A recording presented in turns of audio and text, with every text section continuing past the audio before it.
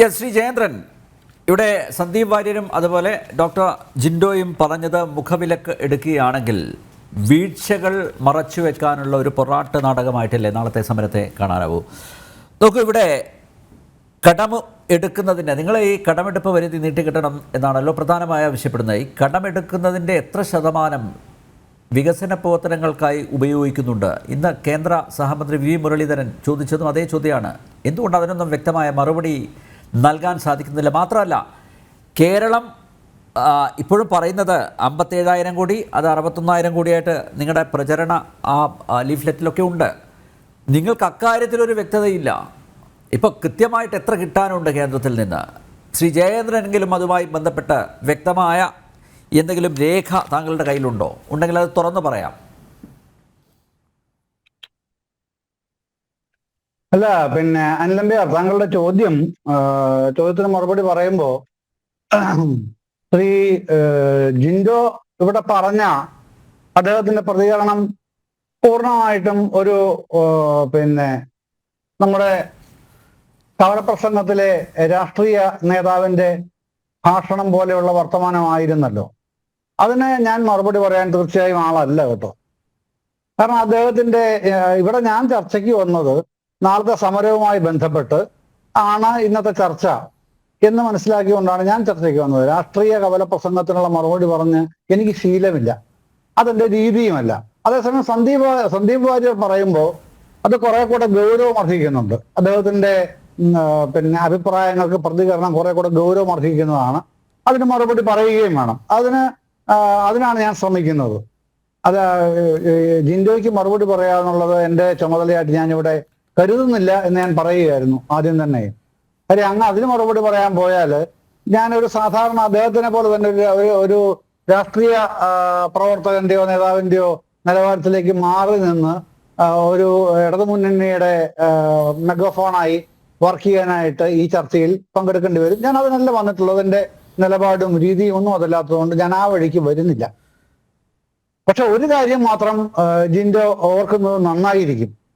എന്തുകൊണ്ടാണ് ഇത്തരത്തിൽ ഇപ്പോൾ കേരളത്തിന്റെ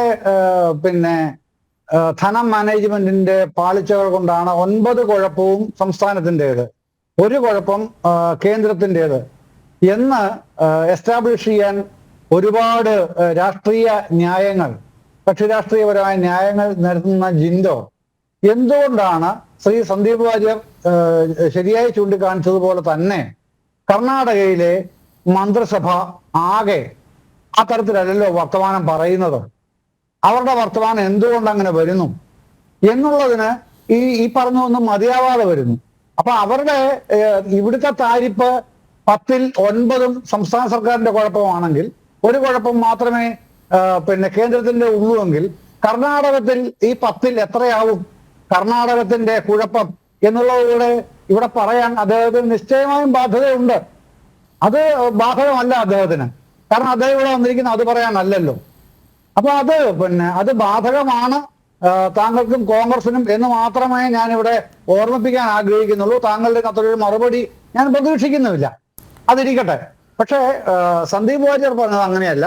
അദ്ദേഹം കുറെ കൂടെ സീരിയസ് ആയിട്ടുള്ള കാര്യങ്ങളാണ് അവതരിപ്പിച്ചേക്കുന്നത്. അതുകൊണ്ട് തന്നെ അതിനെ സംബന്ധിച്ച് സീരിയസ് ആയിട്ട് തന്നെ മറുപടി പറയുകയും ഈ നമ്മുടെ സംസ്ഥാനം, ഏതൊരു സംസ്ഥാനങ്ങൾ പിരിക്കുന്ന വരുമാനവും കേന്ദ്ര സർക്കാർ പിരിച്ച് സംസ്ഥാനത്തിന് കൈമാറുന്ന നികുതിയും ഗ്രാൻഡും ചേരുന്നതാണ് ഏതൊരു സംസ്ഥാനത്തിന്റെയും റവന്യൂ വരുമാനം എന്ന് പറയുന്നതിന്റെ അടിത്തറ എന്ന് പറയുന്നത്. അതാണ് റവന്യൂ വരുമാനം എന്ന് പറയുന്നത്. സംസ്ഥാനം പിരിക്കുന്ന വരുമാനം, കേന്ദ്രത്തിന്റെ നികുതി പ്ലസ് ഗ്രാൻഡ്, ഇത് ചേരുമ്പോൾ എല്ലാ സ്റ്റേറ്റുകളുടെയും റവന്യൂ വരുമാനത്തിന്റെ ആകെ തുകയായി. അതങ്ങനെയാണ് കണക്കെടുപ്പ് എന്ന് പറഞ്ഞാൽ. ആ ഒറ്റ മാനദണ്ഡമേ ഉള്ളൂ, വേറെ മാനദണ്ഡങ്ങളൊന്നും റവന്യൂ വരുമാനത്തിനെ സംബന്ധിച്ച് നാളെ ഇതുവരെ ഉണ്ടായിട്ടില്ല, നാളെ ഉണ്ടാവാനും പോകുന്നില്ല. അപ്പൊ അങ്ങനെ ആ നിലയിൽ നിൽക്കുന്ന രാജ്യത്ത്, ഇന്ത്യയില് കേരളത്തിന്റെ മാത്രം നോക്കൂ കേട്ടോ, അതിന്റെ കണക്കിന്റെ ഉണ്ട്. അത് ഈ കേരളത്തിന്റെ എല്ലാവർക്കും ചെയ്യുന്ന മറ്റെല്ലാ സംസ്ഥാനങ്ങളിലും വരുന്നത് ആകെ റവന്യൂ വരുമാനത്തിന്റെ 57% സ്ഥാനത്തെ പിരിവ്, അതായത് സംസ്ഥാനങ്ങളുടെ പിരിവ്. കേന്ദ്ര സർക്കാരിന്റെ കൈമാറ്റം വരുന്ന തുക എന്ന് പറയുന്നത് 43%, 57 43 പൊതുവിൽ വരുന്ന റവന്യൂ കൈമാറ്റത്തിന്റെ കണക്കായി വെച്ചിട്ടുള്ളത്. പക്ഷെ ഇവിടെ കേരളത്തിൽ നേരെ തിരിച്ചാണ് കേട്ടോ. കേരളത്തിലൊന്നും ബാധകമേ അല്ല. കേരളത്തിലെ തനത് പിരിവ് 73%, കേന്ദ്ര വിഹിതം 27%-മേ ഉള്ളൂ. അത് കഴിഞ്ഞ വർഷം വീണ്ടും കുറഞ്ഞിട്ടുണ്ട്. കഴിഞ്ഞ വർഷം പറയുമ്പോഴേക്ക് 2023-24 നടപ്പ് സാമ്പത്തിക വർഷത്തെ കാര്യമാണ് പറയുന്നത്. നടപ്പ് സാമ്പത്തിക വർഷത്തിൽ നവംബർ വരെയുള്ള കണക്കെടുത്താൽ അത് 82% സംസ്ഥാനത്തിന്റെ റവന്യൂ ജനറേഷൻ, സ്റ്റേറ്റിന്റെ കേന്ദ്രം സംസ്ഥാന കൈമാറുന്ന നികുതി പ്ലസ് ഗ്രാന്റ് അത് വെറും 18% വരുന്നുള്ളൂ. അതാണ് നടപ്പ് സാമ്പത്തിക വർഷത്തിൽ നമ്മളുടെ റവന്യൂ വരുമാനത്തിന്റെ നടപ്പ് സാമ്പത്തിക വർഷത്തെ കണക്ക്. ഇതിന്റെ അകത്ത് വിവേചനമില്ല എന്ന് ആണ് സന്ദീപ് വാര്യരുടെ വാദമെന്നുണ്ടെങ്കിൽ കണക്കുകൾ മറുപടി പറയട്ടെ. അതാണ് അതിന്റെ അകത്ത് പറയാൻ കഴിയുന്ന പ്രധാനപ്പെട്ട കാര്യം. പിന്നെ അദ്ദേഹം പറഞ്ഞല്ലോ, അല്ല അദ്ദേഹം പറഞ്ഞത് ഓരോ സ്റ്റേറ്റിന്റെ റവന്യൂ വരുമാനത്തിന് ആനുപാതികമായിട്ടുള്ള വിഹിതം കേന്ദ്രത്തിൽ നിന്ന് കൊടുക്കാൻ പറ്റില്ലല്ലോ. അദ്ദേഹം ലക്ഷദ്വീപിന്റെ ഉദാഹരണം ചൂണ്ടിക്കാണിച്ചു. കേരളത്തിൽ എറണാകുളം ജില്ലയിൽ നിന്നാണ് ഏറ്റവും കൂടുതൽ വരുമാനം ലഭിക്കുന്നത്. അപ്പോൾ താങ്കൾ പറയുന്നതാണ് മുഖവിലക്ക് എടുക്കുന്നതെങ്കിൽ എല്ലാ വികസന പ്രവർത്തനങ്ങളും ആദ്യം എറണാകുളം ജില്ലയിലല്ലേ നടത്തേണ്ടത്?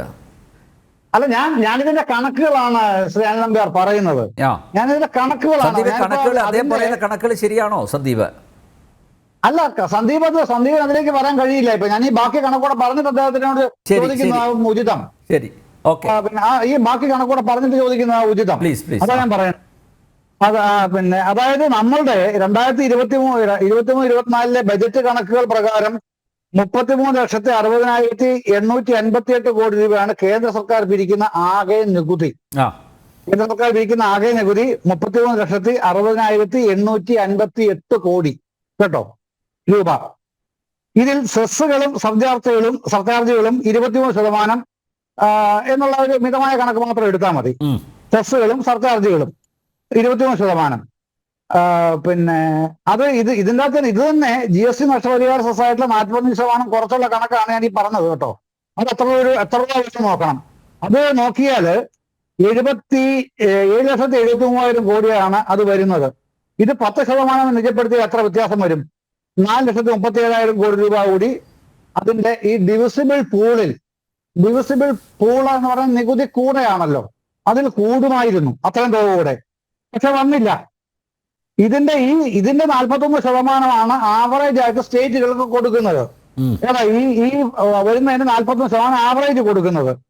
അതുകൂടെ കൂട്ടിയാൽ ഈ ഡിവിസിബിൾ പൂളിൽ ഇതുകൂടെ വന്നിരുന്നെങ്കിൽ 1,80,000 കോടി വരുമായിരുന്നു. ഇതിൽ ഇപ്പോഴത്തെ ധനകാര്യ കമ്മീഷൻ വിഭജന പ്രകാരം നമ്മളുടെ വിഭജനമാണ്. നമ്മുടെ വിഭജനം പറയുമ്പോൾ ഇപ്പോഴത്തെ വിഭജനമാണ് ഈ 1.925 എന്നുള്ളത്. അത് പറഞ്ഞാല് 10ാം ധനകാര്യ കമ്മീഷൻ മുതൽ 15ാം ധനകാര്യ കമ്മീഷൻ വരെയുള്ള ഒരു കണക്കുണ്ട്.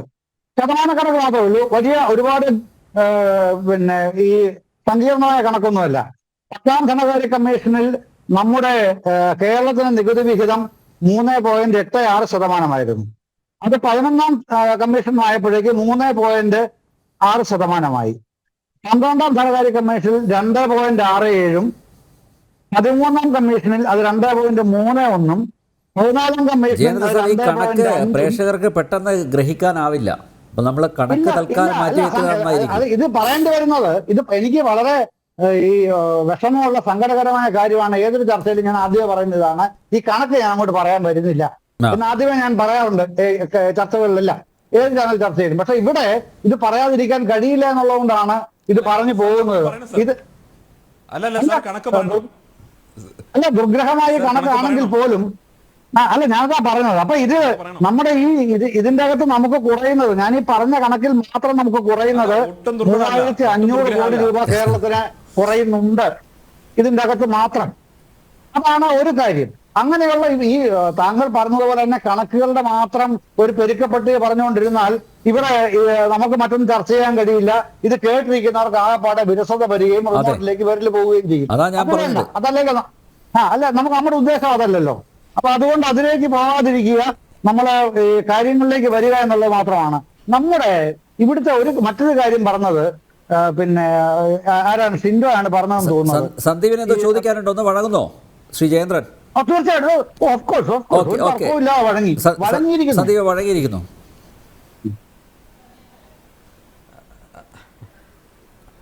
അല്ല, ഞാനിപ്പോൾ സാർ അവസാനം ഈ കണക്കുകൾ ആളുകൾക്ക് വിരസമാവുകയൊന്നുമില്ല. മലയാളികൾ പൊതുവെ കണക്കിൽ നല്ല ഗ്രാഹ്യമുള്ള ആളുകളാണ്.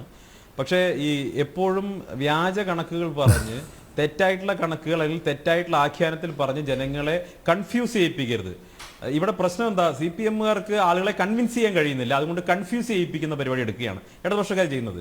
If you can't convince someone you confuse them എന്നുള്ള ഒരു ചൊല്ലുണ്ട്. അതുപോലത്തെ പരിപാടി അപ്പോൾ ചെയ്തുകൊണ്ടിരിക്കുന്നത്. ഇപ്പൊ ഇദ്ദേഹം സൂചിപ്പിച്ചത് 10ാം ധനകാര്യ കമ്മീഷന്റെ കാലത്ത് കേരളത്തിന് 3.8% ഷെയർ കിട്ടിയിരുന്നു. ഇപ്പൊ അത് 1.92% ആയി ചുരുങ്ങി എന്ന് പറഞ്ഞു. 10ന് ശേഷം 11 വന്നിട്ടുണ്ട്, 12 വന്നിട്ടുണ്ട്, 13, 14, 15 ഒക്കെ വന്നിട്ടുണ്ട്. ഈ കാലഘട്ടങ്ങളിലൊക്കെ ആനുപാതികമായിട്ടുള്ള കുറവ് വന്നിട്ടുണ്ട്. ഇനി ഒരു കാര്യം കൂടി പറയാം, എന്തുകൊണ്ടാണ് കുറവ് സംഭവിക്കാൻ കാരണം. നേരത്തെ ഉണ്ടായിരുന്ന 970 കാനുഷിമാരി കണക്കനുസരിച്ച് അന്നത്തെ ജനസംഖ്യാടിസ്ഥാനത്തിലുള്ള വിഹിതമാണ് ലഭിച്ചിരുന്നതെങ്കിൽ ഇപ്പൊ 2011 സെൻസസ് ഡാറ്റ അനുസരിച്ചുള്ള വിഹിതം തീരുമാനിച്ചു. അങ്ങനെയാണ് സ്വാഭാവികമായിട്ടുള്ള കുറവ്. കേരളത്തിന് മാത്രമാണോ വന്നിട്ടുള്ളത്? കർണാടകയ്ക്ക് വന്നിട്ടില്ലേ? തമിഴ്നാടിന് വന്നിട്ടില്ലേ? അല്ലെങ്കിൽ മറ്റ് പല സംസ്ഥാനങ്ങൾക്കും വന്നിട്ടില്ലേ? അപ്പൊ ആ സംസ്ഥാനങ്ങൾക്കൊന്നും ഇല്ലാത്തൊരു പ്രത്യേകത എന്താ നിങ്ങൾക്ക് മാത്രം ഉള്ളത്? അങ്ങനെ പറയാൻ സാധിക്കുമോ? ഈ ജനസംഖ്യാടിസ്ഥാനത്തിൽ സ്വാഭാവികമായിട്ടും കേരളത്തിന് കുറവ് സംഭവിച്ചിട്ടുണ്ട്. കേരളത്തിന് മാത്രമല്ല കുറവ് സംഭവിച്ചിട്ടുള്ളത്. ഇത് കേരളത്തെ മാത്രമായി അവഗണിക്കുന്നു എന്ന തെറ്റായിട്ടുള്ള ആഖ്യാനം പറയരുത്. അത് സ്വാഭാവികമായി വന്നിട്ട്. ഇനി ഒരു കാര്യം കൂടി മനസ്സിലാക്കണം, ഈ 14ാം ധനകാര്യ കമ്മീഷൻ സമയത്ത് ഈ നരേന്ദ്രമോദി സർക്കാരാണ് നമ്മുടെ ആകെ കേന്ദ്രം പിരിക്കുന്ന നികുതി വരുമാനത്തിന്റെ പങ്ക് 32% നിന്ന് 42% വർദ്ധിപ്പിക്കാനുള്ള തീരുമാനം എടുത്തത്. ഞാൻ ചോദിക്കട്ടെ, അത് എത്ര വലിയ ഹ്യൂജ് ആയിട്ടുള്ള ഡിഫറൻസ് ആണ് കേരളത്തിന് കേന്ദ്ര സഹായത്തിൽ ഉണ്ടാക്കിയത്? വലിയ, നിങ്ങൾ ഈ പെർസെൻറ്റേജിൽ പറഞ്ഞ് ആളുകളെ തെറ്റിദ്ധരിപ്പിക്കാൻ നോക്കരുത്. കേന്ദ്ര സഹായം നിങ്ങൾ കണക്കുകൾ നോക്കുന്ന സമയത്ത് വലിയ വർധനം ഉണ്ടായിട്ടുണ്ട്. അത് എല്ലാ മേഖലയിലും. വളരെ സിമ്പിൾ ആയിട്ടൊരു കാര്യം പറയും. ഇപ്പൊ 65,000 കോടി രൂപയുടെ നാഷണൽ ഹൈവേ ഡെവലപ്മെന്റ് പ്രോജക്റ്റ് ഇവിടെ നടക്കുന്നു. സ്വാഭാവികം അതിൽ 22,000 കോടി രൂപയും ഭൂമി ഏറ്റെടുക്കലിനാണ്. ഈ 22,000 കോടി രൂപ ആരുടെ കയ്യിലേക്കാണ് കിട്ടിയത്? കേരളത്തിലെ സാമാന്യ ജനങ്ങളുടെ കയ്യിലേക്കാണ് കിട്ടിയത്. നിങ്ങൾ ആലോചിക്കണം. ഈ 1 രൂപ നമ്മുടെ അടിസ്ഥാന വികസന മേഖലയിൽ ഇൻവെസ്റ്റ് ചെയ്ത് കഴിഞ്ഞാൽ 3 രൂപ അത് നമ്മുടെ സാമ്പത്തിക രംഗത്ത് പ്രതിഫലിക്കും എന്നാണ് എക്കണോമിസ്റ്റുകളൊക്കെ പറയുന്നത്. അദ്ദേഹത്തിന് അത് അറിയുമായിരിക്കും. സ്വാഭാവികമായിട്ടും 65,000 കോടി രൂപ കേരളത്തിലെ ദേശീയപാത വികസനത്തിന് മാത്രമായി കേന്ദ്രം ഇൻവെസ്റ്റ് ചെയ്തപ്പോൾ സ്വാഭാവികമായിട്ടും അത് എത്ര രൂപയായിട്ട് ഇവിടുത്തെ നമ്മുടെ എക്കണോമിയിൽ അത് പ്രതിഫലിച്ചിട്ടുണ്ടാകണം? അത് ഏകദേശം 2 ലക്ഷം കോടി രൂപയോളം ഉള്ള പ്രതിഫലനം ഉണ്ടായിട്ടുണ്ടാവും. വാസ്തവത്തിൽ കേന്ദ്രം എത്രയാണ് ഇൻവെസ്റ്റ് ചെയ്യുന്നത്? ഇത് മാത്രമല്ലല്ലോ, ഇപ്പോ കോഴിക്കോടിലെ രാമനാട്ടുകര മുതൽ പാലക്കാട് വരെ നീളുന്ന ഗ്രീൻഫീൽഡ് ഹൈവേ വരുന്നുണ്ട്. പൂർണ്ണമായിട്ടും ഭൂമി ഏറ്റെടുക്കലിൽ പോലും നയാ പൈസ ഇവർ ഇൻവെസ്റ്റ് ചെയ്യുന്നില്ല. പൂർണ്ണമായിട്ടും കേന്ദ്ര 10,000 കോടി രൂപ പദ്ധതിയാണ്. അങ്ങനെ കേരളത്തിൽ മാത്രം അടിസ്ഥാന സൗകര്യ വികസന മേഖല മാത്രം 2 ലക്ഷം കോടിയുടെ പദ്ധതി കേന്ദ്രം കൊടുത്ത സമയത്ത് നിങ്ങൾ ചുരുങ്ങിയ വർഷം ചിന്തിക്കുക, അതിന്റെ GST വരുമാനം മാത്രം കേരളത്തിന് എത്ര കിട്ടിയിട്ടുണ്ടാകും? സ്വാഭാവികമായിട്ടും കിട്ടിയിട്ടുണ്ടാകുമല്ലോ. ഏറ്റവും ചുരുങ്ങിയത് ഒരു 18% കിട്ടിയിട്ടുണ്ടാകുമല്ലോ. ഇവിടുത്തെ സിമെന്റ് ഉൾപ്പെടെയുള്ള വിവിധ മേഖലകളിൽ നിന്നിട്ടുള്ള GST വരുമാനം കിട്ടിയിട്ടുണ്ടാകുമല്ലോ. എത്ര 1000 കോടി രൂപ കേന്ദ്ര ഇൻവെസ്റ്റ്മെന്റ് എന്നുള്ള GST വരുമാനം കേരളത്തിന്റെ ഖജനാവിലേക്ക് കിട്ടി? അതൊന്നും മാറ്റി കൊടുക്കാൻ പറഞ്ഞിട്ട് ഇവർ ചെയ്തിട്ടില്ല. അറിയോ? ഈ ഭൂമി ഏറ്റെടുക്കലിന് നിങ്ങൾക്ക് പൈസ തരാനില്ലെങ്കിൽ നിങ്ങൾ GST എങ്കിലും ഒന്ന് മാറ്റി കൊടുക്കുക, GST ഇളവ് കൊടുക്കുക എന്ന് പറഞ്ഞാൽ അതുപോലും ചെയ്തിട്ടില്ല. അപ്പൊ നിങ്ങൾ ഈ കണക്കുകൾക്ക് പിന്നിൽ ഒളിച്ചിരുന്നു കൊണ്ട് ജനങ്ങളെ കൺഫ്യൂസ് ചെയ്യിപ്പിക്കരുത്. ജനസംഖ്യാടിസ്ഥാനത്തിൽ ധനകാര്യ കമ്മീഷൻ വിഹിതം കണക്കാക്കിയപ്പോൾ സംഭവിച്ച കുറവിനെ കേരളത്തോടുള്ള വിവേചനമായി അവതരിപ്പിക്കുന്നത് തികഞ്ഞ കളവാണ്, തെറ്റാണ്. നിങ്ങൾ നിങ്ങളുടെ മനസാക്ഷിയോട് തന്നെ ചോദിക്കുക, ഇത് തെറ്റല്ലേ എന്നുള്ളത്. ഇനി ഒരു കണക്കുകൾ തന്നെ തിരിച്ചു ചോദിക്കുന്നു.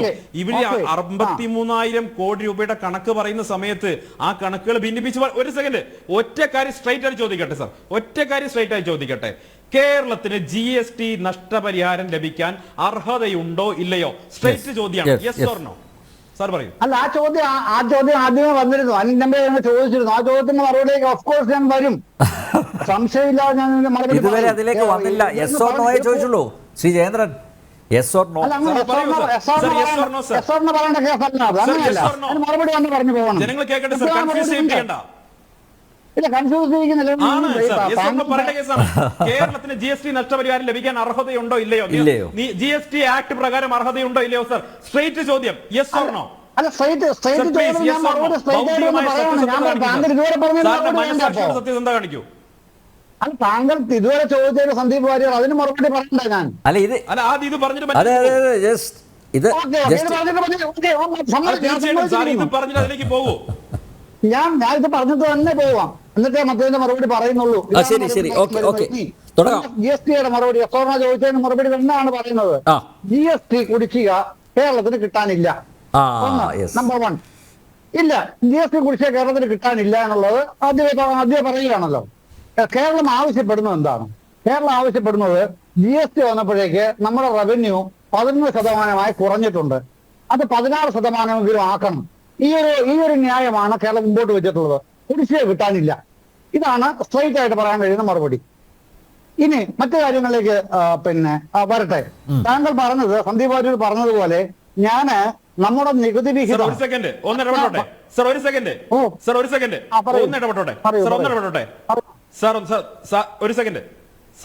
സാറാ പറഞ്ഞതിനെ ഞാൻ പൂർണ്ണമായി മുഖവിലേക്ക് എടുക്കുന്നു. സാറാ പറഞ്ഞതിനെ ഞാൻ മുഖവിലേക്ക്, സാറിന്റെ സത്യസന്ധതയെ ഞാൻ അഭിനന്ദിക്കാൻ ആഗ്രഹിക്കുകയാണ്. പക്ഷേ ഇവിടെ നടത്തുന്ന പ്രചരണം കേന്ദ്രം നികുതി GST കുടിശ്ശിക കൊടുക്കാൻ നമ്മുടെ പ്രചരണം നടത്തുന്നത് അതിന്റെ പേരിലാണ് നാളെ സമരനാടകം നടത്തുന്നത്. ഒന്നാമത്തെ കാര്യം. രണ്ടാമത്തെ കാര്യം, ഈ GST കുടിശ്ശിക കൊടുക്കാനില്ല എന്ന് സാറ് പറയുന്ന സമയത്ത് ഇപ്പോൾ ഉള്ളതൊരു ആവശ്യം മാത്രമാണ്. ആവശ്യം ഉന്നയിച്ചുകൊണ്ട് എന്താ ചെയ്യേണ്ടത്? അതൊരു മെമ്മോറാണ്ടായിട്ട് കൊടുക്കാം. ഇത് GST ആക്ടിൽ വന്നിട്ടുള്ളതല്ലേ? ഈ GST ആക്ട് കേരളത്തിലെ നിയമസഭയും പാസ്സാക്കിയിട്ടുള്ളതല്ലേ? ഇനി എങ്ങനെയാണ് കേരളം ഈ എല്ലാ മാനദണ്ഡവും മാറ്റണം എന്ന് പറയുക? GST കൗൺസിൽ കേരളമില്ലേ? ഇപ്പൊ ഈ ഉന്നയിക്കുന്ന ആവശ്യത്തിന് എന്ത് ന്യായീകരണം? മാത്രമല്ല 14% കേരളത്തിൽ GST വന്നതിന് ശേഷം നികുതി വരുമാനത്തിൽ വർധനവുണ്ടായെന്നും ചിന്തയിലാണ് ലേഖനം എഴുതിയ തോമസ് ഐസക്. അല്ല, ഇത് നമ്മൾ മാത്രമല്ല ഉന്നയിക്കുന്നത് കേട്ടോ. നമ്മൾ കേരളം മാത്രം ഉന്നയിക്കുന്ന ഒരു വിഷയമല്ല ഇത്. അപ്പൊ കേന്ദ്ര അവഗണനയിൽപ്പെടില്ല, പുതിയൊരു ആവശ്യമാണ്. അല്ല, ഞാൻ പറഞ്ഞത് ഈ മറ്റ് സ്റ്റേറ്റുകളൊക്കെ ഈ തുക ഉയർത്തണം, പെർസെന്റേജ് ഉയർത്തണം എന്നുള്ള നില ആവശ്യപ്പെടുന്നുണ്ട്. അത് കേരളത്തിന്റെ മാത്രമായിട്ടൊരു ആവശ്യമായിട്ടല്ല നമ്മൾ കാണേണ്ടത്. മറ്റ് സ്റ്റേറ്റുകളും പറയുന്ന കാര്യം തന്നെയാണത്. അതാണ് ഞാൻ പറഞ്ഞത്. മറ്റൊരു കാര്യം, മറ്റേതിലേക്ക് ബാക്കിയിലേക്ക് വരണമല്ലോ ശ്രീ സന്ദീപ് വാര്യർ. അതുകൊണ്ട് ഓക്കെ. അതെ, അല്ല, ഈ 10 മുതൽ 15 വരെയുള്ള ധനകാര്യ കമ്മീഷന്റെ ഓരോ വർഷവും അത് കുറഞ്ഞു വരികയാണ്. വിശദമായി പോകുന്നില്ല, അതിനുള്ള സമയമില്ല. ഇല്ലല്ല, ചുരുക്കി പറഞ്ഞാൽ അത് ഏറ്റവും ചുരുക്കിയാണ് പറയുന്നത് സാർ. ചുരുങ്ങി വരുന്നുണ്ട്. അതാണിപ്പോ 1.92 ആയിരിക്കുന്നത്. അതിന് അടിത്തറ എന്ന് പറയുന്നത്, അതിന്റെ ഈ റിയാലിറ്റി എന്ന് പറയുന്നത് നമ്മളുടെ ജനസംഖ്യയാണ് ഇപ്പൊ നമുക്ക് പാരയായിരിക്കുന്നത്. അത് സന്ദീപ് വാര്യർ ശരിയായിട്ട് തന്നെ പറയുകയും ചെയ്തിട്ടുണ്ട് കേട്ടോ. നമ്മുടെ ജനസംഖ്യയാണ് പാരയായിരിക്കുന്നത്. 71 ജനസംഖ്യ അടിസ്ഥാനമാക്കാമെന്നായിരുന്നു പൊതുധാരണ. ആ ധാരണ ആരോടും ആലോചിക്കാതെ മാറ്റിയിട്ടാണ് 2011 കുതിച്ചു കയറുന്നത്. അപ്പോൾ നമ്മൾ ജനസംഖ്യ കുറച്ചത് നമുക്ക് പാരയായി. അതാണ് വരുന്നത്. ആ ഡിസ്പാരിറ്റി അവിടെ ഉണ്ട്. ആ ഡിസ്പാരിറ്റി വരുന്നത് 71 സെൻസസ് നമ്മൾ 2011 ആക്കുമ്പോഴാണ്. അപ്പൊ നമുക്ക് മറ്റുള്ള സ്റ്റേറ്റുകൾക്ക് അത് കൂടുതലായിട്ട് കിട്ടുകയാണ്. UPക്ക് അത് കൂടുതലായിട്ട് കിട്ടുന്നത് കൊണ്ടാണ്. മധ്യപ്രദേശിന് അതെ, ഒഡീഷയ്ക്ക് അതെ. ആ ഡിസ്പാരിറ്റി വരുന്നുണ്ടെന്നുള്ളതാണ് ഞാൻ പറയാൻ ഉദ്ദേശിച്ചത്. വിശദാംശങ്ങളിലേക്ക് പോവുകയല്ല ചെയ്യുന്നത്. പിന്നെ മറ്റൊരു പ്രധാനപ്പെട്ട കാര്യമുള്ള എന്താണെന്നറിയാമോ? നമ്മള് ഈ ഏറ്റവും കൂടുതൽ കേട്ടോ, അല്ല ഷിൻഡോ പറഞ്ഞതിന് ഒരു മറുപടി പറയാൻ പോകാൻ കഴിയില്ല നമ്പ്യാർ. അതുകൊണ്ടാണ് ഈ കേരളത്തിന്റെ ഈ നമ്മുടെ വരുമാന കടമുണ്ടല്ലോ, കടഭാരം ഏറ്റവും കൂടി, ചരിത്രത്തിൽ ഏറ്റവും കൂടി വരുന്നത് 2002, 2003, 2003, 2004, 2005 ഈ 3 വർഷങ്ങളിലാണ്. ഈ 3 സാമ്പത്തിക വർഷങ്ങളിലാണ് കേട്ടോ. അതിൽ 2002, 2003 39.5% കേട്ടോണം. 2003, 2004 40.5%, 2004, 2005 39.6%. ഈ 3 വർഷങ്ങളിലാണ് കേരളത്തിന്റെ കടഭാരം GSDP റേഷ്യോയിൽ ഏറ്റവും കൂടി നിന്നത്. പക്ഷെ പാപഭാരം മുഴുവനും എവിടെയാണ്? ഇപ്പോഴാണ് ജിന്റെ ആരോപിക്കുന്നത്. അപ്പോ ഈ നമ്മുടെ ഭൂതകാല കുളിര് എന്നൊന്നും ഞാൻ അങ്ങോട്ടൊന്നും പോകുന്നില്ല, അങ്ങോട്ട് പോകാൻ ആഗ്രഹിക്കുന്നുമില്ല. പക്ഷെ വസ്തുതകൾ പറയുമ്പോൾ വസ്തുതയായിട്ട് വരണം. അതല്ലാതെ ഏകപക്ഷീയമായ കക്ഷി രാഷ്ട്രീയം പറഞ്ഞു പോകരുത്. അതാണ് ഞാൻ പറഞ്ഞത്. ഈ രാഷ്ട്രീയക്കാരന്റെ കാവപ്രസംഗം മാത്രമാവരുത്. വസ്തുതാപരമായി കൂടുതൽ സ്റ്റാറ്റിസ്റ്റിക്സ് ഡേറ്റ എവിടെയും അവൈലബിൾ ആണ്, പബ്ലിക് ഡൊമൈനിൽ കിട്ടുന്നതാണ്. ഇതൊക്കെ ആർക്കും ഒളിച്ചു വെക്കാനും കഴിയില്ല. അങ്ങനെ നിൽക്കുന്ന കേരളത്തിന്റെ അവസ്ഥ എന്തിനാണ് താങ്കൾ ഇപ്പൊ മാത്രമായിട്ട് ഇത് ആരോപിക്കുന്നത്? അവിടെയാണ് ഈ പ്രശ്നം വരുന്നത്. അതിനെ അങ്ങനെ കാണാൻ കഴിയില്ല. പിന്നെ കേരളത്തിന്റെ പ്രശ്നം സുപ്രീം കോടതിയിൽ കേസിന് പോയതുമായിട്ട് ബന്ധപ്പെട്ട് നിങ്ങൾ പറഞ്ഞല്ലോ. സുപ്രീം കോടതിയിൽ കേസിന് പോയിട്ടുള്ളതിന്റെ അടിസ്ഥാനം എന്താണ്? ഈ കേരളത്തിന്റെ കടമെടുപ്പ് റേഷ്യോ തീരുമാനിക്കാൻ യൂണിയൻ ഗവൺമെന്റിന് കഴിയില്ല എന്നുള്ളതാണ് കേരളത്തിന്റെ ആർഗ്യുമെന്റ്. അതാണ് അത് ശരിയോ തെറ്റോ എന്നുള്ളത് വ്യാഖ്യാനിക്കേണ്ടത് കോടതിയാണെന്നേ. അതാണല്ലോ നമ്മൾ FRBM നിയമത്തിൽ അങ്ങനെയല്ലേ 2003 തീരുമാനിച്ചത്. അത് പ്രകാരമാണ് കേരളം പോയിരിക്കുന്നത്. ആ ആർഗ്യുമെന്റ് അതാണ്. അത് യൂണിയൻ ഗവൺമെന്റ് കോടതിയിലൊന്നും കോടതിക്ക് പുറത്തും മറ്റൊന്നുമല്ലേ പറഞ്ഞുകൊണ്ടിരിക്കുന്നത്, ആളുകളെ പറ്റിച്ചോണ്ടിരിക്കുകയാണ്. അതാണ് പ്രധാനപ്പെട്ട അല്ല ഞാൻ ആളിനെ പറ്റിക്കുന്ന ഒരു കാര്യം ഞാനിവിടെ അല്ലല്ല. താങ്കളല്ല, ഇവിടുത്തെ ഇടതുപക്ഷം ചെയ്യുന്ന അതല്ലേ. സുപ്രീം കോടതിയിൽ ഫാക്ച്വലായിട്ട് ചില കണക്കുകളൊക്കെ കൊടുത്തിട്ടുണ്ട്. ഇവിടെ ധനകാര്യമന്ത്രി, കേന്ദ്ര ധനകാര്യമന്ത്രി നിർമ്മല സീതാരാമൻ ഇവിടെ വന്ന് ഇവിടുത്തെ ധനകാര്യമന്ത്രിയുമായിട്ട് ചർച്ച നടത്തിയപ്പോൾ കൃത്യമായിട്ട് കാര്യങ്ങളൊക്കെ പറഞ്ഞ് ബോധ്യപ്പെടുത്തിയിട്ടുണ്ട്. പക്ഷെ അത് കഴിയുമ്പോൾ വീണ്ടും നിങ്ങൾ കേന്ദ്രം അവഗണിക്കുന്നു, അല്ലെങ്കിൽ കേന്ദ്രം ചവിട്ടിത്താത്തുന്നു, കേന്ദ്രം പ്രതികാരം വിട്ടുന്നു എന്ന ആരോപണമായിട്ട് പോവല്ലേ? അപ്പൊ അത് സുപ്രീം കോടതി കൊടുത്തിരിക്കുന്ന ഹർജി അതെന്തെങ്കിലും ഉണ്ട് കേട്ടോ. അതല്ല, അതിനകത്ത് ഈ പറയുന്നതില്ല. എന്തെങ്കിലും ഉണ്ട്, അതിന്റെ കോപ്പി ഉണ്ട്. സുപ്രീം കോടതി കേരളം കൊടുത്ത കോപ്പി എന്തെങ്കിലും ഉണ്ട്. ഇതില്ല, ഈ പറയുന്ന കണക്കല്ല. അവിടെ പ്രശ്നം ഇതാണ്. അവിടെ പിന്നെ ആർട്ടിക്കിൾസിന്റെ കുറെ കാര്യം പറഞ്ഞത് 293(3), 293(4) ഒക്കെ പറയുന്നുണ്ട്. കേന്ദ്രത്തിന് അധികാരം കവരുന്നതിന്റെ ഒക്കെ പ്രശ്നം അതൊക്കെ അവിടെ നോക്കട്ടെ. അവിടെ നമ്മൾ അത് ഡ്രാഗിങ് ആയി പോകും ചർച്ച. അതുകൊണ്ട് അതിലേക്ക് പോകുന്നില്ല. പക്ഷെ ബേസിക് ഇഷ്യൂ എന്ന് പറഞ്ഞാൽ ആർഗ്യുമെന്റ് ഇതാണ്. പിന്നെ നമ്മുടെ ഈ കേന്ദ്രത്തിന് അധികാരമില്ല ഇങ്ങനെ കടമെടുപ്പ് പരിധി നിശ്ചയിക്കാൻ. അത് FRBM ആക്ടിൽ പറയുന്നുണ്ട്, പാർലമെന്റ് പാസ്സാക്കിയിട്ടുണ്ട്. സാർ, ഇവിടുത്തെ പ്രധാനപ്പെട്ട പ്രശ്നം മിസ്മാനേജ്മെന്റ് ആണ് സാർ. മിസ്മാനേജ്മെന്റ്, ദൂർത്തടിക്കുന്നു. നിങ്ങൾ എന്റെ ചോദ്യത്തിന് ഒരു ഉത്തരം നൽകിയില്ല. അതായത് ഈ കടമെടുക്കുന്നത് കേരളത്തിന്റെ വികസനത്തിന് വേണ്ടിയാണോ നിങ്ങൾ ചെലവഴിക്കുന്നത്? അങ്ങനെയെങ്കിൽ എത്ര വികസന പദ്ധതികൾ കേരളത്തിൽ ഉണ്ടായിട്ടുണ്ട്? ഇത്രയും കോടികളല്ല കടമെടുത്തിരിക്കുന്നത്. വി മുരളീധരന്റെ ചോദ്യത്തിന് മറുപടിയായിട്ട് തന്നെ പറയേണ്ടതാണ്. നമ്മുടെ കേന്ദ്ര സഹമന്ത്രിയുടെ ഇന്നത്തെ ചോദ്യത്തിനുള്ള അദ്ദേഹത്തിന്റെ ചോദ്യവും അതാണ്. അതിന് ഒറ്റ മറുപടിയേ ഉള്ളൂ. ഇപ്പൊ കിഫ്ബിയിൽ എങ്ങനെയാണ് തിരിച്ചടവെന്നുള്ള ചോദ്യം ഉണ്ട് അദ്ദേഹത്തിന്. കിഫ്ബി ചോദ്യത്തിന് അദ്ദേഹം ചോദിക്കുന്ന വികസനവുമായി ബന്ധപ്പെടുത്തിയാണല്ലോ. അതിന് ഒരു തടസ്സവും ഇതുവരെ വന്നിട്ടില്ല സാർ. കിഫ്ബിയുടെ തിരിച്ചടവിന് ഒരു തടസ്സവും വരാതിരിക്കുന്ന കാര്യം എന്താണെന്നറിയാമോ? ഒന്ന് നമ്മുടെ മോട്ടോർ വാഹന സെസ്, മറ്റൊന്ന് പെട്രോളിയം സെസ്. ഇത് രണ്ടുമാണ് തുടക്കം മുതൽ തിരിച്ചടവിനായി കേരളം നിശ്ചയിച്ചിരിക്കുന്ന മാർഗങ്ങൾ. അത് കൃത്യമായി തിരിച്ചടവ് നടന്നു പോകുന്നുമുണ്ട്. അതിന്റെ തടസ്സവും ഈ നിമിഷം വരെ വന്നിട്ടില്ല. മസാല ബോണ്ട തിന്നതിന്റെ പേരിൽ ഇതാ നമ്മുടെ മുൻ ധനകാര്യമന്ത്രി ചൊവ്വാഴ്ച EDയുടെ ഓഫീസിൽ ഹാജരാകണം അന്ത്യശാസനം കൊടുത്തിരിക്കുക. അല്ല, അതൊക്കെ ആയിക്കോട്ടെ. അതൊക്കെ കേസിന് ഐസക്കിന് അതിനുള്ള ആംബിയറൊക്കെ ഉള്ള മനുഷ്യനല്ലേ. അതുകൊണ്ടായിരിക്കും ED വിളിക്കുമ്പോഴൊക്കെ ഓടിക്കളയുന്നത്. അല്ല, അത് പോയിക്കോട്ടെ. ഞാൻ പറഞ്ഞ കേന്ദ്രമന്ത്രിയുടെ ചോദ്യത്തിന്റെ മറുപടി കിഫ്ബി എങ്ങനെ തിരിച്ചടയ്ക്കുക എന്നുള്ള ചോദ്യമുണ്ട് അദ്ദേഹത്തിന്. സുപ്രധാന ചോദ്യവുമാണ് കേൾക്കുന്നവർക്ക്. പക്ഷെ ആ തിരിച്ചടവിന് ഇതുവരെ മുടക്കം വന്നിട്ടില്ല. നമ്മുടെ പെട്രോളിയം സെസും മോട്ടോർ സെസും അടക്കമാണ് രണ്ടും കൂടെ ചേർത്ത്. എനിക്ക് ജിൻഡോയിലേക്ക് പോകേണ്ടിയിരിക്കുന്നു. സന്ദീപ് വാര്യർ ജിൻഡോയുടെ ഒരു പ്രധാനപ്പെട്ട ചോദ്യം ചോദിച്ചിട്ടുണ്ട്. ആയിക്കോട്ടെ, എനിക്ക് അതാണ് പറയാനുള്ളത്. ഓക്കെ, തിരിച്ചു വരാം ഇടവേളയ്ക്ക് ശേഷം.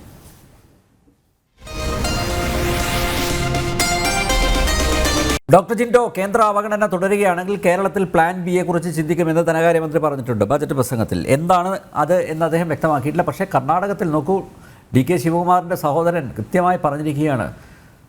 അത് ഞങ്ങൾ മറ്റൊരു സംസ്ഥാനത്തെക്കുറിച്ച് ആലോചിക്കും, ഒരു സ്വതന്ത്ര രാജ്യത്തെക്കുറിച്ച് ആലോചിക്കുന്നു. അത്തരത്തിലുള്ള വിഘടനപരമായിട്ടുള്ള പ്രസ്താവനകൾ കോൺഗ്രസ് പോലുള്ള ഒരു സംഘടനയ്ക്ക് ഭൂഷണമാണോ ഡോക്ടർ ജിൻഡോ?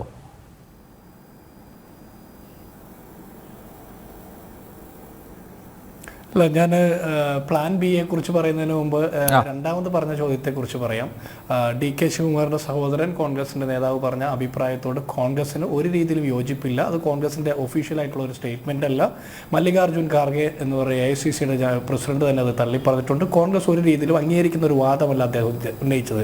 ഈ രാജ്യത്തിന് വേണ്ടി ജീവൻ ബലികഴിച്ച, ഈ രാജ്യത്തിന്റെ ഐക്യത്തിനും അഖണ്ഡതയ്ക്കും വേണ്ടിയിട്ട് ജീവൻ ബലികഴിച്ച പ്രസ്ഥാനത്തിന്റെ നേതാക്കന്മാരുടെ വായിൽ നിന്ന് അത്തരത്തിലുള്ള അഭിപ്രായങ്ങൾ വരാൻ പാടില്ല.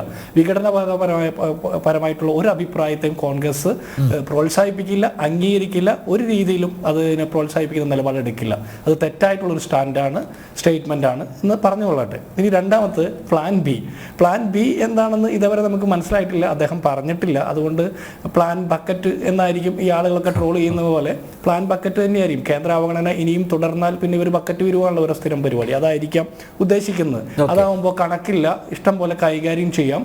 ഇപ്പോൾ സ്കൂളുകൾക്കും പൊതുജന പൊതുജനാരോഗ്യ കേന്ദ്രങ്ങൾക്കും കായിക പ്രവർത്തനങ്ങൾക്കും ഒക്കെ ഇതുപോലെ ക്രൗഡ് ഫണ്ടിങ് എന്ന് പറഞ്ഞ് ഓമന പേരിട്ടുകൊണ്ട് പിരിവെടുക്കുക, അത് ചെലവഴിക്കുക, ധൂർത്തടിക്കുക, അതിന് കണക്ക് ആരെയും ബോധ്യപ്പെടുത്തേണ്ട സാഹചര്യമില്ല. അതുകൊണ്ട് പ്ലാൻ ബി ഉദ്ദേശിക്കുന്നത് അതാകും എന്ന് ഞാൻ കരുതുന്നു.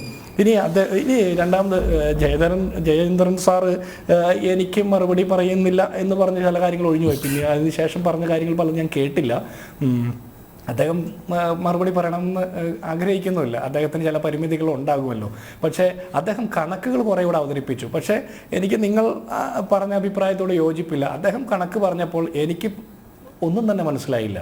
അദ്ദേഹം കണക്ക് പറയുമ്പോൾ ഈ ചർച്ച കണ്ടിരുന്ന പ്രേക്ഷകർക്കോ അദ്ദേഹം പ്രതിനിധാനം ചെയ്യുന്ന ഇടതുപക്ഷത്തുള്ള ആളുകൾക്ക് പോലും ഒന്നും മനസ്സിലായിട്ടുണ്ടാവുമെന്ന് ഞാൻ വിചാരിക്കുന്നില്ല. നമ്മൾ കൺഫ്യൂസിംഗ് ആയിട്ടുള്ള കണക്കുകൾ പ്രസൻറ്റ് ചെയ്തുകൊണ്ട് ഇതിൻ്റെ ഈ നമ്മൾ ഉദ്ദേശിക്കുന്ന ഒരു പൊളിറ്റിക്സിൽ നിന്ന് മാറിപ്പോകുന്നുണ്ടോ എന്ന് എനിക്ക് സംശയമുണ്ട്. പിന്നെ നിങ്ങൾ ചോദിച്ച GST കോമ്പൻസേഷൻ അർഹതയുണ്ടോ എന്ന് ചോദിച്ചപ്പോൾ ഇതേവരെ CPM-ൻ്റെയോ ഇടതുപക്ഷത്തിൻ്റെയോ സഹയാത്രികരായിട്ടുള്ള പ്രതിനിധികൾ പറയാത്ത ഒരു സത്യസന്ധമായിട്ടുള്ള അഭിപ്രായം അദ്ദേഹം പറഞ്ഞു. അതിന് അദ്ദേഹത്തിന് ഒരു ബിഗ് സല്യൂട്ട് ഉണ്ട്. കാരണം ധനകാര്യ മന്ത്രി തന്നെ പറയുന്നത് 20%-ലധികമാണ് നമ്മുടെ GST കളക്ഷൻ എന്ന് പറയുന്നു. GST ആക്ട് അനുസരിച്ച് 14% മേലെ ഉണ്ടെങ്കിൽ GST കോമ്പൻസേഷന് അർഹതയില്ല. അപ്പോൾ CPM-കാർ ഈ ദിവസം വരെ പറയുന്ന അവരുടെ വാദത്തിന് കോൺട്രഡിക്ടറി ആയിട്ടുള്ള സെൽഫ് കോൺട്രഡിക്ടറി ആയിട്ടുള്ള വാദമാണ് അവർ ഉന്നയിക്കുന്നത്. രണ്ടാമത്തെ GST കോമ്പൻസേഷൻ 5 വർഷത്തേക്കാണ് പറഞ്ഞിരുന്നത്. ആ പ്രഖ്യാപിത നിലപാട് പ്രകാരം 5 വർഷത്തേക്കുള്ള കോമ്പൻസേഷൻ നമുക്ക് കിട്ടി, അത് ബോധിച്ചു, അത് നമ്മൾ ഇവിടെ ചെലവഴിച്ചു, ദൂർത്തടിക്ക് അങ്ങനെയൊക്കെ അത് നടത്തി കഴിഞ്ഞു. ഇനി അതിനെക്കുറിച്ച് പറയാൻ അർഹതയില്ല. ജയചന്ദ്രൻ സാറെങ്കിലും അത് ചർച്ചയിൽ സമ്മതിച്ചതിന് അദ്ദേഹത്തോട് പ്രത്യേക അഭിനന്ദനമുണ്ട്.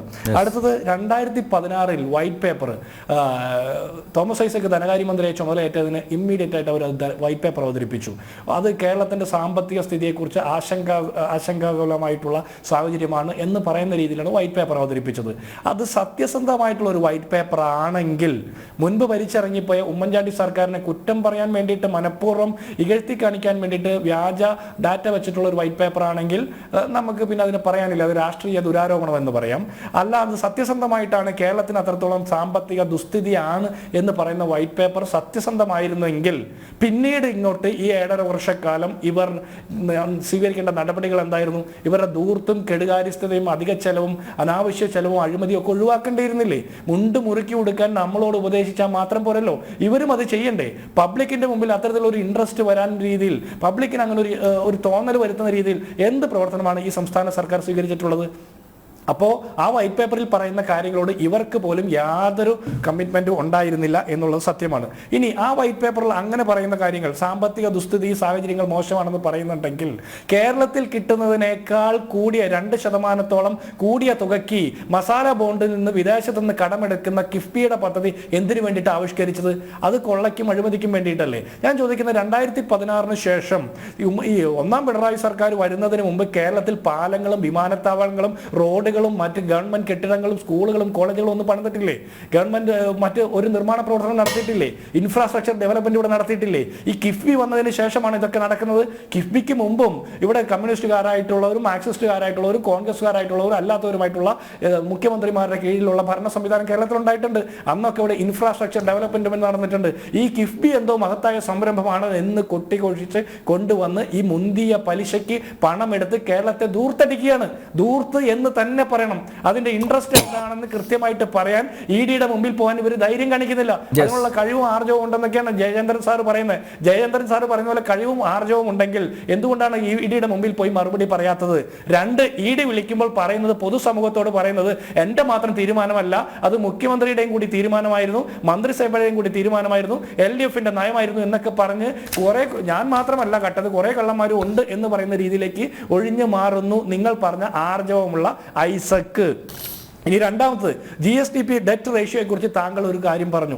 എനിക്ക് മനസ്സിലായില്ല താങ്കൾ പറഞ്ഞ കാര്യം. താങ്കൾ പറഞ്ഞ ഡാറ്റ എൻ്റെ കയ്യിൽ ഇല്ലാത്തത് കൊണ്ടായിരിക്കും. പക്ഷെ ഞാൻ മനസ്സിലാക്കുന്നിടത്തോളം അംഗീകൃതമായിട്ടുള്ള കേരളത്തിന്റെ എക്കണോമിക് റിവ്യൂവിലും നമ്മുടെ ബജറ്റ് ഡോക്യുമെന്റും അങ്ങനെയുള്ളതൊക്കെ പരിശോധിക്കുമ്പോൾ 2008 മുതൽ 2022 വരെയുള്ള ഈ കഴിഞ്ഞ സാമ്പത്തിക വർഷം വരെയുള്ള 2023 വരെയുള്ള കാലഘട്ടം നമ്മൾ പരിശോധിക്കുമ്പോൾ GSDP ഡെറ്റ് റേഷ്യോ ഏറ്റവും കൂടി നിൽക്കുന്നത് ഒന്നാം പിണറായി സർക്കാരിന്റെ കാലം മുതൽ ഈ സമയം വരെയാണ്.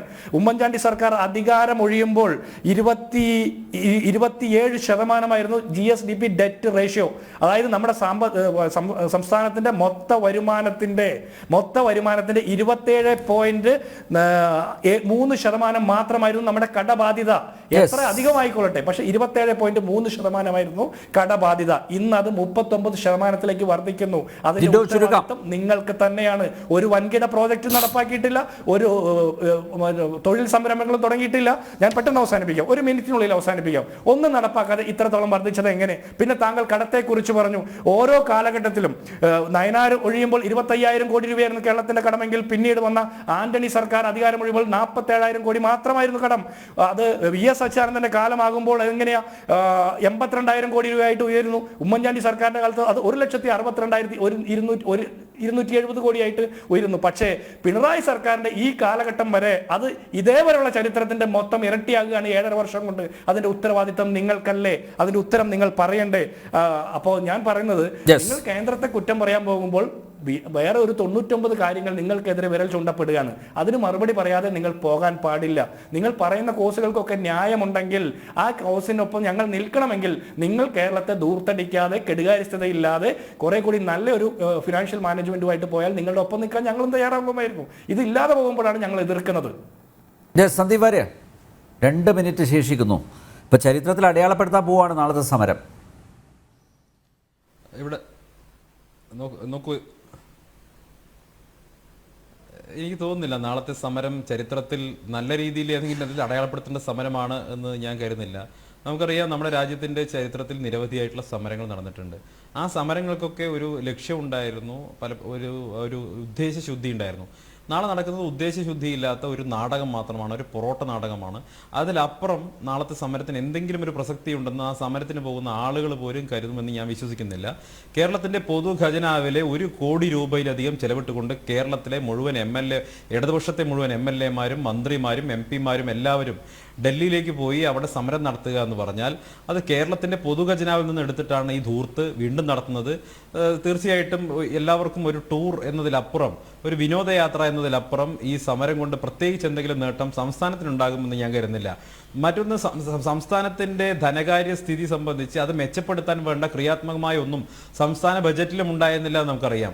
സംസ്ഥാന ബജറ്റ് എന്ന് പറയുന്നത് ഒരു ഊഹക്കച്ചവടം മാത്രമാണ്. ഇപ്പോൾ 1000 കോടി രൂപയുടെ നിക്ഷേപം അടിസ്ഥാന സൗകര്യ വികസന രംഗത്ത് നടത്തുമെന്ന് പറയുമ്പോൾ ഈ 1000 കോടി രൂപ എവിടെ നിന്ന് വരുമെന്ന് പറയുന്നില്ല. കഴിഞ്ഞ ബജറ്റിൽ മേക്ക് ഇൻ കേരളയ്ക്ക് 1000 കോടി രൂപ പറഞ്ഞിരുന്നു. കേരളത്തിൽ എന്താണ് കഴിഞ്ഞ 1 വർഷക്കാലത്തിനുള്ളിൽ മേക്ക് ചെയ്തതെന്ന് അവർ തന്നെയാണ് പറയേണ്ടത്. ചില കാര്യങ്ങൾ പറഞ്ഞു. വിദേശ കമ്പനികൾ കേരളത്തിൽ ഇൻവെസ്റ്റ് ചെയ്യാൻ തയ്യാറായത് നിങ്ങൾ അറിഞ്ഞിരിക്കുമല്ലോ എന്ന് പറഞ്ഞു. ഏത് വിദേശ കമ്പനിയാണ് കേരളത്തിൽ ഒരു പെട്ടിക്കടയെങ്കിലും തുടങ്ങിയത്? ഏത് കോർപ്പറേറ്റാണ് കേരളത്തിൽ ഇൻവെസ്റ്റ് ചെയ്യാൻ തയ്യാറായത്? നമ്മുടെ തൊട്ടപ്പുറത്ത് തമിഴ്നാടും കർണാടകയും തെലങ്കാനയും ഒക്കെ വിദേശ നിക്ഷേപം അടക്കമുള്ള കാര്യങ്ങളിൽ, FDI അടക്കമുള്ള കാര്യങ്ങളിൽ വലിയ മുന്നേറ്റം കൈവരിക്കുന്ന സമയത്ത് കേരളം മാത്രം പിറകോട്ട് പോയിക്കൊണ്ടിരിക്കുകയാണ്. കേരളത്തിലൊന്നും നടക്കുന്നില്ല. ഇവിടെ FDI രാജ്യത്തേക്ക് വരുന്ന FDI ഇൻഫ്ലോയിൽ കേരളത്തിന് ലഭിക്കുന്നത് വളരെ തുലവും കുറവായിട്ടുള്ള കാര്യം മാത്രമാണ്. നമ്മുടെ തൊട്ടയൽ സംസ്ഥാനങ്ങൾ വരെ മുന്നോട്ട് പോകുന്ന സമയത്ത് കേരളം പുറകോട്ടടിക്കുന്നു. കേരളം രക്ഷപ്പെടണമെങ്കിൽ ഒരൊറ്റ നിവൃത്തിയേ ഉള്ളൂ. കേരളത്തിൽ സ്ട്രക്ചറായിട്ടുള്ള ചേഞ്ചസ് കൊണ്ടുവരാൻ, ഒരു സാമ്പത്തിക രംഗത്ത് അടിമുടി മാറ്റം കൊണ്ടുവരാൻ കേരളം തയ്യാറാകണം. അമിതമായിട്ടുള്ള ധൂർത്ത്, കേരളത്തിലെ പൊതുമേഖലാ സ്ഥാപനങ്ങൾ വെള്ളാനകളായി മാറിയ പൊതുമേഖലാ സ്ഥാപനങ്ങളെ റീസ്ട്രക്ചർ ചെയ്യുന്നത് ഉൾപ്പെടെയുള്ള കാര്യങ്ങൾ, അതുപോലെ തന്നെ കേരളത്തിന്റെ അമിതമായിട്ടുള്ള കടമെടുത്തുകൊണ്ടുള്ള ധൂർത്തും ധാരാളിത്തവും, റവന്യൂ ജനറേറ്റ് ചെയ്യാത്ത പദ്ധതികളിലുള്ള നിക്ഷേപം, ഇതെല്ലാം അവസാനിപ്പിക്കാൻ കേരളത്തിന് കഴിയണം. കേരളം നിക്ഷേപിക്കേണ്ടത് അടിസ്ഥാന സൗകര്യ വികസന രംഗത്താണ്. ഒപ്പം മാനുഫാക്ചറിംഗ് സെക്ടറിൽ ഇവിടെ നിങ്ങളെ നയരാഹിത്യമാണ് കേരളത്തിൽ പുതിയ വ്യവസായങ്ങൾ വരാത്തതിനുള്ള കാരണം. കേരളത്തിലെ ലേബർ, അതുപോലെ തന്നെ ലാൻഡ് അക്വിസിഷൻ, കേരളത്തിന്റെ പവർ ജനറേഷൻ, ഇൻഫ്രാസ്ട്രക്ചർ എന്നീ നയങ്ങളിൽ കേരളത്തിൽ സമൂലമായിട്ടുള്ള പരിവർത്തനം കൊണ്ടുവന്ന് കേരളം ഒരു വ്യവസായ സൗഹൃദ സംസ്ഥാനമാണെന്ന് പൊതുസമൂഹത്തെയും ലോകത്തെയും ബോധ്യപ്പെടുത്താനുള്ള ബാധ്യത കേരളത്തിലെ രാഷ്ട്രീയ നേതൃത്വത്തിനുള്ളതാണ്. ആ ബാധ്യത നിറവേറ്റാൻ കേരളം ഭരിക്കുന്നവരും പ്രതിപക്ഷത്തുള്ളവരും എല്ലാവരും ഒറ്റക്കെട്ടായി തയ്യാറാവുകയാണ് വേണ്ടത്. കേന്ദ്രത്തെ കുറ്റം പറയുക എന്നുള്ളത് വളരെ എളുപ്പമുള്ള ഒരു രാഷ്ട്രീയ പരിപാടി എന്നതിലപ്പുറം കേരളത്തെ രക്ഷപ്പെടുത്താനുള്ള ഒരു പരിപാടിയും ഇവർക്കില്ല എന്നുള്ളതാണ് ഒരിക്കൽ കൂടി ഈ നാളത്തെ സമര നാടകം കൊണ്ട് വെളിവാക്കപ്പെടുന്നത്. കേരളത്തിലെ ബഹുജനം ഇതെല്ലാം തിരിച്ചറിയും. ഇവർ പറയുന്ന കാര്യങ്ങളിലെ പൊള്ളത്തരം CPM-നുള്ള ആളുകൾക്ക് പോലും ബോധ്യപ്പെടുന്നില്ല. ബോധ്യപ്പെടുന്നില്ല. ഇവർ സ്വാശ്രയ കോളേജുകളെ കുറിച്ച് പറയുന്നു. SFIക്ക് പോലും ആ കാര്യം ബോധ്യപ്പെടുന്നില്ല. ഇന്നിപ്പോ ബിന്ദു ടീച്ചർ അതിനിറക്കിയിട്ടുള്ള ന്യായീകരണ ക്യാപ്സ്യൂള് സർക്കാരിന്റെ നിയന്ത്രണത്തിലുള്ള വിദേശ സർവകലാശാല വരുന്നുള്ളതാണ്. അതെങ്ങനെയാണ് സർക്കാരിന്റെ നിയന്ത്രണത്തിൽ വിദേശ സർവകലാശാലകള് അതിലെ നിങ്ങൾ വൈസ് ചാൻസലർമാരെ CPM നിശ്ചയിക്കാൻ സാധിക്കുമോ? നിങ്ങൾ ആലോചിച്ച് നോക്കൂ. ഈ വിദേശ സർവകലാശാലകൾ കേരളത്തിൽ വരുന്ന സമയത്ത് സംഭവിക്കാൻ പോകുന്നത്, കേരളത്തിൽ നിലവിലിരിക്കുന്ന സർക്കാർ സർവകലാശാലകളിൽ ഇവർ നടത്തിയിട്ടുള്ള അനധികൃതമായിട്ടുള്ള ഇടപാടുകൾ മൂലം മനമടുത്തിട്ടുള്ള നല്ല ഒന്നാന്തരം അക്കാഡമീഷ്യന്മാരായിട്ടുള്ള ആളുകൾ മുഴുവൻ നല്ല ശമ്പളം കിട്ടുന്ന വിദേശ സർവകലാശാലകളുടെ കേരളത്തിലെ സ്ഥാപനങ്ങളിലേക്ക് പോകുന്ന സമയത്ത് കേരളത്തിൽ വരാൻ പോകുന്നത് ആരാണ്? കേരളത്തിലെ സർവകലാശാലകളിൽ വരാൻ പോകുന്നത് ഈ നുണയിടങ്ങളാണ്. കേരളത്തിലെ സർവകലാശാലകളെ ഇനി ഭരിക്കാൻ പോകുന്നത് വാഴക്കുലകളാണ്. PhD-കളായിട്ട് വരാൻ പോകുന്നത്. ഉന്നത വിദ്യാഭ്യാസ മേഖലയിലെ കുത്തുവാള എടുപ്പിച്ചുള്ള CPM ഇനി അടുത്ത പടി കൂടി കടന്ന് കേരളത്തിലെ മുഴുവൻ സർവകലാശാലയും പൂട്ടേണ്ട സാഹചര്യത്തിൽ എത്തിക്കുക. നിലവിൽ തന്നെ കേരളത്തിലെ ആർട്സ് ആൻഡ് സയൻസ് കോളേജുകളിൽ കുട്ടികൾ പഠിക്കാനില്ല. എങ്ങനെയാ പഠിക്കാനുണ്ടാവുക? കേരളത്തിലെ ഉന്നത വിദ്യാഭ്യാസ മന്ത്രി HOD ആയിരുന്ന കേരളവർമ്മ കോളേജിൽ ഉയർന്ന ബാനർ കണ്ടില്ലേ? ഗവർണർക്കെതിരെ ഉയർന്ന ബാനർ കണ്ടില്ലേ? മര്യാദക്ക് ഇംഗ്ലീഷ് എഴുതാൻ പോലും അറിയാത്ത പിള്ളേര് പഠിക്കുന്ന ഇത്തരം കോളേജുകളിലേക്ക് ആര് കുട്ടികളെ അയക്കാനാണ്? അതാണ് കേരളത്തിൽ സംഭവിക്കുന്നത്. കൂടുതൽ ദീർഘിപ്പിക്കുന്നില്ല. ഓക്കെ, എന്തായാലും കേന്ദ്ര അവഗണനയെ ചോദ്യം ചെയ്തുള്ള കേരളത്തിന്റെ ഹർജി സുപ്രീം കോടതിയിൽ ഉണ്ടെന്നിരിക്കെ നാളെ കോടികൾ ചെലവഴിച്ച് ജന്തർ മന്ദറിൽ കൊടി പിടിക്കുന്നതിനെ ഒരു പൊളിറ്റിക്കൽ സ്റ്റണ്ടായിട്ട് മാത്രമേ കാണാൻ സാധിക്കൂ. കേരളത്തിലെ ജനങ്ങൾ അത് തിരിച്ചറിയും എന്ന് തന്നെയാണ് മനസ്സിലാക്കുന്നത്. ജനഡിബേറ്റ് ഇവിടെ പൂർണ്ണമാകും. ചർച്ചയിൽ പങ്കെടുത്ത എല്ലാ അതിഥികൾക്കും നന്ദി. ഒപ്പം പ്രേക്ഷകർക്കും